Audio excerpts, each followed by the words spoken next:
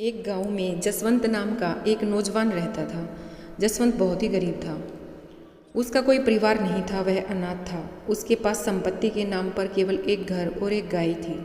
जसवंत के पास खेती बाड़ी करने के लिए कोई जमीन न थी, इसलिए वह अपना गुजारा जंगल से लकड़ियाँ काटकर उन्हें बाजार में बेचकर करता था। इसी तरह से उसका गुजारा चल रहा था, लेकिन इतनी गरीबी होने के बावजूद भी जसवंत को परमात्मा से कोई शिकायत न थी। जसवंत रोज सुबह जल्दी उठता और ओम नमः शिवाय का जाप करता। फिर उसके बाद वह अपने बाकी काम शुरू करता। जसवंत महादेव को बहुत मानता था। गरीब होने के बावजूद भी वह लोगों की मदद जरूर करता और जितना हो सकता उनकी सेवा भी करता। जसवंत रोज सुबह उठकर जंगल में लकड़ियां काटने के लिए चला जाता था और जो भी पैसे उसे लकड़ियों के काटने से मिलते उससे वह अपने घर का राशन ले आता। एक दिन जसवंत लकड़ियां काटने गया। उस दिन उसका काम जल्दी खत्म हो गया। वो लकड़ियों को बेचने के लिए बाजार की तरफ चल दिया, लेकिन उस दिन गर्मी बहुत ज़्यादा थी, इसलिए जसवंत का गला प्यास के कारण सूखने लगा। उसने आसपास देखा, लेकिन उसे कोई नदी या तालाब नहीं दिखाई दिया जहाँ वह अपनी प्यास बुझा सके। थोड़ी दूर चलने के बाद जसवंत को एक झोपड़ी नजर आई। वह उस झोपड़ी को देखकर बहुत हैरान हुआ। वह सोचने लगा कि इतने भयानक और घने जंगल में यह झोपड़ी किसकी है। फिर जसवंत ने सोचा कि शायद मुझे यहाँ से पीने के लिए पानी मिल जाए। यह सोचकर जसवंत झोपड़ी के पास गया। झोपड़ी के पास पहुंचकर जसवंत ने आवाज़ लगाई। जसवंत की आवाज़ सुनकर एक लड़की झोपड़ी से बाहर आई। उसने जसवंत से पूछा कि आप कौन हो और मुझे आवाज़ क्यों लगा रहे हो।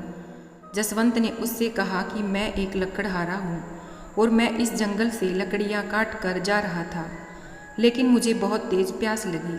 मुझे आपकी झोपड़ी नज़र आई और मैंने सोचा कि शायद मुझे पीने का पानी मिल जाए। लड़की ने उससे कहा कि आप रुको, मैं अभी आपके लिए पीने का पानी लेकर आती हूँ। ऐसा कहकर वह लड़की अंदर गई और जसवंत के लिए पानी लेकर आई। जसवंत ने पानी पिया, जिससे उसकी प्यास बुझ गई। फिर उसने लड़की से पूछा कि आप कौन हो और इस खतरनाक जंगल में कैसे रहती हो। लड़की ने कहा कि मेरा नाम कविता है, मैं इस जंगल में अकेली रहती हूँ। पहले मेरे साथ मेरे दादाजी भी रहते थे, लेकिन कुछ दिनों पहले उनकी मृत्यु हो गई। जसवंत ने उसकी बात सुनकर कहा, और तुम्हारे माता पिता कहाँ हैं? कविता ने कहा कि जब मैं छोटी थी तभी मेरे माता पिता की मृत्यु हो गई थी। तब से मैं अपने दादाजी के साथ ही रहती थी, मगर अब वह मुझे भी छोड़ गई। जसवंत ने उसकी बात सुनकर कहा कि तुम्हें अकेले इस जंगल में डर नहीं लगता? कविता ने कहा कि नहीं, मुझे डर नहीं लगता। मुझे अब इस जंगल की आदत हो गई है। यहाँ रहते हुए मेरा आधा जीवन तो कट गया है, बाकी बचा हुआ भी कट जाएगा। अब देखने लायक रह ही क्या गया है। माँ बाप बचपन में ही चले गए, अब दादाजी भी चले गए। जसवंत ने उसकी बात सुनकर कहा कि मेरा जीवन भी तुम्हारे जैसा है। मेरा भी इस दुनिया में कोई नहीं है। मैं खुद गांव में अकेला रहता हूँ और लकड़ियाँ काटकर उन्हें बेचकर अपना गुजारा करता हूँ। जसवंत की बात सुनकर उस लड़की ने कहा कि मेरे पास केवल मेरे दादाजी ही थे। दादाजी को हमेशा मेरी शादी की चिंता सताती रहती थी। वह हमेशा यही सोचते थे कि मेरे जाने के बाद तुम्हारा क्या होगा, जिसके कारण उन्होंने एक दो जगह मेरी शादी के लिए बात भी की, लेकिन मेरी एक आँख न होने के कारण कोई भी मुझसे शादी करने के लिए तैयार नहीं हुआ। इसी दुख के कारण दादाजी इस दुनिया को छोड़कर चले गई। कविता की बात सुनकर जसवंत के मन में एक ख्याल आया। उसने कविता से कहा कि मैं तुमसे एक बात कहना चाहता हूँ, लेकिन यह बात कहते हुए मुझे डर लग रहा है। कविता ने उसकी बात सुनकर कहा कि ऐसी क्या बात है जो तुम इतना सोच रहे हो? तुम जो कुछ भी कहना चाहते हो साफ साफ बोलो। जसवंत ने हिम्मत करके कहा कि क्या तुम मुझसे शादी करोगी? कविता ने एकदम चौंक कर पूछा, यह तुम क्या कह रहे हो? तब जसवंत बोला, तुम मुझे मना भी कर सकती हो। मैं सोच रहा था कि मेरा भी इस दुनिया में कोई नहीं है और तुम्हारा भी इस दुनिया में कोई नहीं है। हम दोनों ही इस दुनिया में अकेले हैं। परमात्मा के सिवाय हम दोनों का कोई नहीं है। हम दोनों साथ रहकर एक दूसरे के दुख बांट सकते हैं। हम एक दूसरे का सहारा बन सकते हैं। कविता ने उसकी बात सुनकर कहा, लेकिन तुम मुझसे ही शादी क्यों करना चाहते हो? मेरी तो एक आँख भी नहीं है और दूसरी आँख से भी मुझे कम दिखाई देता है। जसवंत ने कहा कि मुझे इससे कोई फर्क नहीं पड़ता, तुम सिर्फ यह बताओ कि तुम मुझसे शादी करोगी कि नहीं। कविता ने थोड़ी देर सोचा और फिर शादी के लिए हाँ कर दी। उसके बाद जसवंत और कविता ने मंदिर में जाकर शादी कर ली। फिर उसके बाद जसवंत कविता को लेकर अपने घर आ गया। घर पहुंचकर जसवंत ने कविता से कहा, देखो यह मेरा छोटा सा घर है और यहाँ तुम्हारा स्वागत करने वाला कोई नहीं है, लेकिन तुम यह बात सोचकर दुखी मत होना और आज से यह बात याद रखना कि तुम ही इस घर की मालकिन हो और तुम्हें ही सब कुछ देखना है। जसवंत की शादी की बात पूरे गांव में फैल जाती है। खबर सुनते ही पूरे गांव वाले जसवंत के घर आते हैं और उसको आवाज़ लगाते हैं। जसवंत ने उनकी आवाज़ सुनकर कविता से कहा कि लगता है इनको भी हमारी शादी की खबर लग गई है, इसलिए यह मिलने आई हैं। यह कहकर जसवंत अंदर चला गया। गांव वालों ने जसवंत से कहा कि हम तो तुम्हें बहुत भोला भाला समझते थे, लेकिन तुम तो बहुत तेज़ निकले, अपनी शादी की खबर तक नहीं होने दी। जसवंत ने उनकी बात सुनकर कहा कि अरे बाबा, यह सब इतनी जल्दी हुआ कि बताने तक का मौका नहीं मिला। आपको मैं क्यों नहीं बताता, आप सभी तो मेरे परिवार जैसे हो। तभी एक औरत ने कहा कि भैया वह सब तो ठीक है, लेकिन क्या हमें अपनी दुल्हन से नहीं मिलवाओगे? जसवंत ने कहा कि क्यों नहीं, अभी बुलाता हूँ। यह कहकर जसवंत ने कविता को आवाज़ लगाई और कहा कि देखो बाहर तुमसे कोई मिलने आया है। जब कविता बाहर आई तो गांव वाले उसे देखकर चौंक गए। तभी एक लड़की ने कटाक्ष करते हुए पूछा कि जसवंत भैया, इसकी एक आंख किसने फोड़ दी? क्या तुमने शादी से पहले लड़की देखी नहीं थी? और अगर तुम्हें शादी के लिए कोई लड़की नहीं मिल रही थी तो हमें बता देते, हम तुम्हारे लिए कोई अच्छी सी लड़की ढूंढ देते। कविता को चुप देखकर एक औरत बोली कि मुझे तो यह अंधी के साथ साथ बहरी भी लगती है। अपनी इतनी बुराई सुनने के बाद भी वह चुपचाप खड़ी रही। सभी गांव वाले कविता का मजाक उड़ाने लगे। गांव वालों की बात सुनकर जसवंत को गुस्सा आ गया। उसने कहा कि मेरी पत्नी अंधी सही, लेकिन यहाँ तुम लोगों को किसने बुलाया है? उसकी बात सुनकर एक लड़की ने कहा कि हमें किसी ने नहीं बुलाया, वह तो हमें ही शौक चढ़ा था दुल्हन देखने का, लेकिन तुम्हारी दुल्हन को देखने के बाद पता नहीं हमारा दिन कैसा गुजरेगा। उसकी बात सुनकर जसवंत ने गुस्से से कहा, तुमको किसने कहा था कि यहाँ आकर मेरी दुल्हन को देखो? तुम सभी लोग यहाँ से चले जाओ, निकल जाओ मेरे घर से। सभी लोग जसवंत की दुल्हन का मजाक उड़ाते हुए वहाँ से चले गए। इतना कुछ होने के बाद भी कविता कुछ न बोली। जसवंत उसका दर्द समझता था। जसवंत ने उसको कहा कि यह लोग तो पागल हैं, तुम चिंता ना करो, भोलेनाथ सब ठीक करेंगे। जसवंत की बात सुनकर कविता थोड़ी ठीक हो गई। उसके बाद दोनों का जीवन चलने लगा। जसवंत को रोज़ सुबह ओम नमः शिवाय जपते हुए देखकर कविता को बहुत अच्छा लगता। वह भी रोज़ सुबह जल्दी उठ जाती। उसके बाद जसवंत और कविता दोनों ओम नमः शिवाय जपने बैठ जाते। ओम नमः शिवाय का जाप करने से दोनों को बहुत शांति मिलती। इस तरह से उनका जीवन चलने लगा। एक दिन कविता ने जसवंत से कहा कि तुम तैयार हो जाओ, तब तक मैं नदी से पानी लेकर आती हूँ। यह कहकर कविता पानी लेने के लिए चली गई। जब वह नदी पर पानी लेने पहुंची तो नदी पर गांव की कुछ औरतें खड़ी हुई थी, जो कविता को देखकर उसका मजाक उड़ाने लगी और कहने लगी कि आज इसको ऐसा सबक सिखाएंगे कि अगली बार यह पानी लेने के बारे में सोचेगी भी नहीं।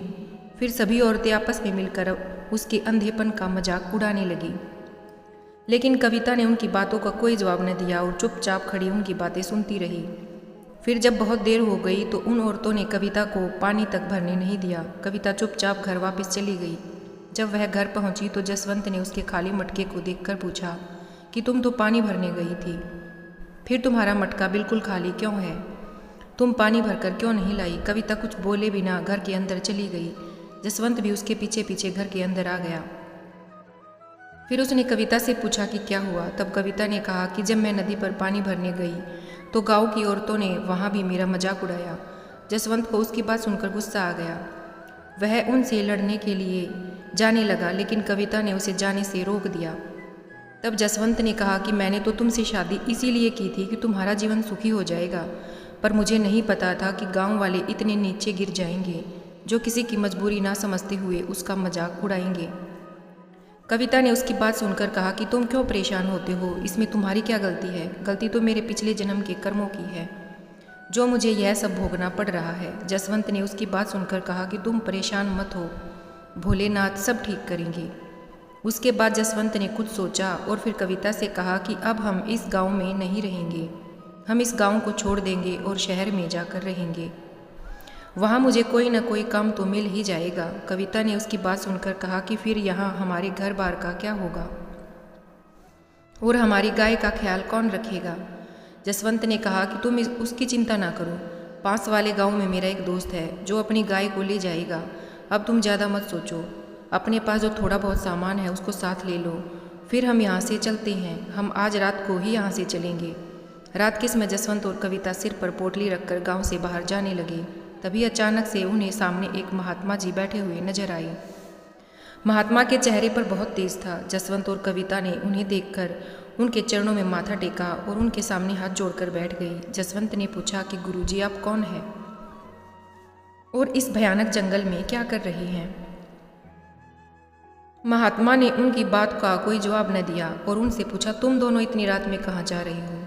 तब जसवंत ने महात्मा को सारी बात बताई। जसवंत की बात सुनकर महात्मा ने कहा कि तुम अपने महादेव पर विश्वास रखो और एक दिन यहाँ मेरे पास रहो, महादेव सब ठीक करेंगे। जसवंत और कविता ने कुछ देर सोचा और फिर दोनों रुकने के लिए तैयार हो गई।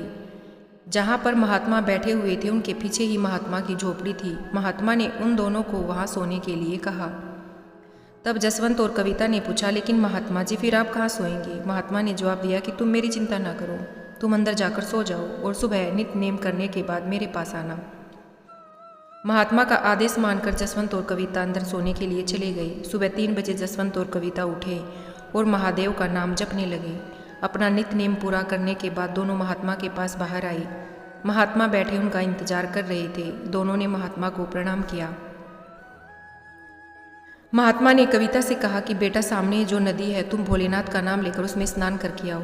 कविता महात्मा की बात मानकर नदी के पास चली गई और ओम नमः शिवाय जपती हुई नदी में उतर गई। जब उसने पानी में डुबकी लगाई और बाद में जो बाहर आई तो जोर जोर से जसवंत को आवाज़ देने लगी। जसवंत कविता की बात सुनकर दौड़ दौड़ कर उसके पास पहुंचा। कविता ने खुशी खुशी जसवंत से कहा कि देखो मेरी आंखों की रोशनी वापस आ गई है। जसवंत को उसकी बात पर विश्वास न हुआ, लेकिन जब उसने ध्यान से देखा तो उसे विश्वास हो गया कि कविता ठीक कह रही है।